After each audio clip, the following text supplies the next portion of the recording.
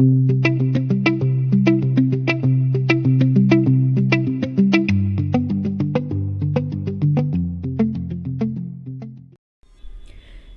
حبايبي؟ هنعمل مع بعض النهاردة الرقاق الجميل ده اللي بنعمله دايما مع البط. وممكن يمشي مع اي شوربة.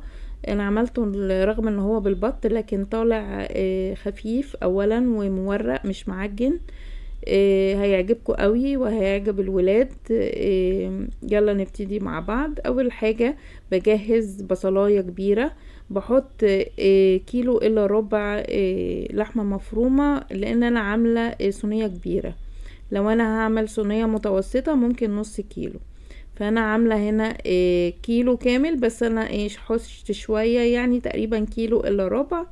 وبعدين ملح وفلفل وبابريكا، ونحط التوم باودر وبصل باودر، كل البهارات بقى اللي احنا بنحب نحطها. حطيت كمان توم، فصين توم او 3 فصوص زي ما تحبوا، برضو اللي ما بيحبش كتير التوم يقلل.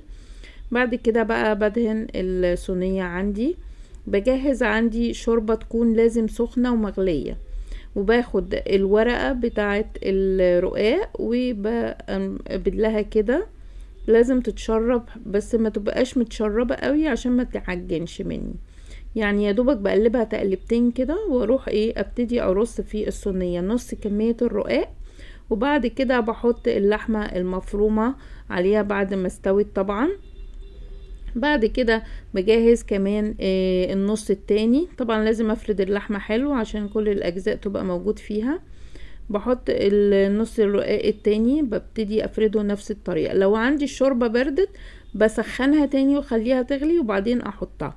بعد كده بحط معلقة واحدة بس من السمنة، او دي حاجة اختيارية، لو انتوا مش حابين تحطوها ماشي. مع ربع كوباية من الشوربة، ومعلقة قشطة واحدة بس. تكون مش كتير برضو، بحيث انها تدي بس اللون. طبعا بحطها في الفرن على درجة حرارة 200 لغاية ما تحمر. طلعة جميلة جدا ومش معجن، لان انا طبعا ما سقيتش شوربة كتير، يا دوبك بس في الاخر حطيت ربع كوباية من الشوربة مع معلقة من السمنة بس.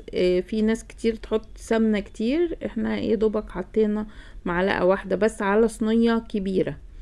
والقشطة معلقة واحدة بس برضو، بحيث انها تدي بس الوش. لو عجبكم الفيديو بقى متنسوش اللايك والشير وسبسكرايب وتفعيل زر الجرس علشان يوصل لكم كل جديد.